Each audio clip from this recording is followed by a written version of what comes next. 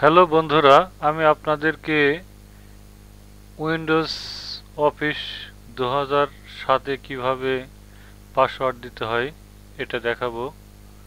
এজন্য সর্বপ্রথম আপনাদেরকে এমএস ওয়ার্ড অফিস 2007 ওপেন করতে হবে। তারপরে এই যে দেখতেছেন এখানে এই অফিস বাটনে ক্লিক করতে হবে। তারপর প্রিপেয়ারে ক্লিক করতে হবে।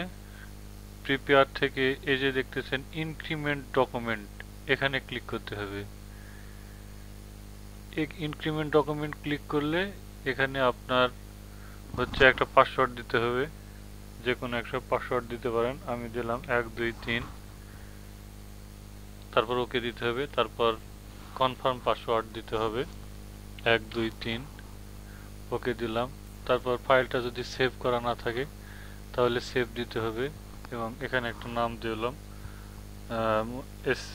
মনে করেন একটা নাম দিলাম মালেক। তারপর আমি ফাইলটা সেভ দিলাম। এখন আমি যদি ফাইলটা ক্লোজ করি, ক্লোজ করার পর যদি আবার ওপেন করি তাহলে 123 পাসওয়ার্ড দিলে ফাইলটা ওপেন হয়ে যাবে। এভাবে আমরা একটা এমএস ওয়ার্ডের ফাইলে পাসওয়ার্ড দিতে পারি অফিস 2007। এবং আমরা যদি সেভকৃত অন্য কোনো ফাইলে